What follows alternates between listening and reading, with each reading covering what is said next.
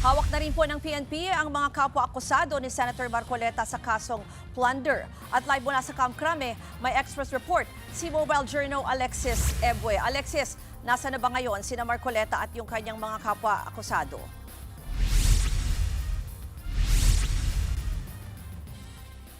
Ruth, mag-alas 2 ngayong hapon ay inilabas at isinakay sa isang ambulansya si Senador Rodante Marcoleta. Papunta ito sa Philippine National Police General Hospital. Doon muna siya mananatili habang hinihintay ang resulta ng medical check-up niya.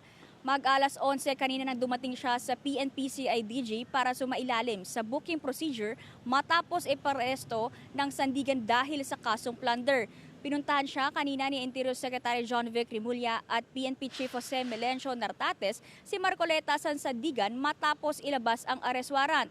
Pakinggan natin ang pahayag ni Secretary Rimulya. Was he arrested or did he surrender? It was both. He went there voluntarily sa Sandigan Bayan to file a motion to quash.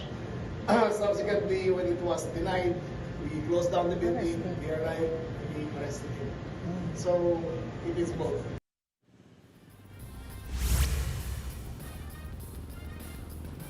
Samantala, Ruth, sina dating Congressman Mike Defensor at ang negosyanteng si Joseph Espiritu ng mga kapwa-akusado ni Marcoleta kakaalis lang ng PNP CIDG para magtungo sa Sandigan Bayan para sa return of warrant. Naaresto sila ngayong umaga sa isang coffee shop sa Quezon City matapos maglabas ng arrest warrant ng Sandigan Bayan. Sila ang donor sa 75 million pesos campaign donation na hindi idineklara ng senador. Mag-aalauna kanina nang dumating sina Defensor at Espiritu sa Camp Crame. Sumasailalim sila o kakatapos sumailalim na sila sa booking procedure kung saan kinuha ang kanilang personal information, fingerprint at mugshot. Pagkatapos ng proseso, inaasahan dalhin sila dito sa New Quezon City Jail.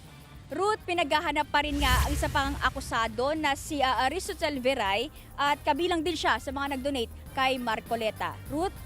Yan po ang express report ni Alexis Ebue live mula sa Camp Crame. Mga kapatid, Ruth Cabalco, para sa mabilis na pasada ng mga balitang dapat niyong malaman, mag-follow at mag-subscribe sa social media pages ng News 5.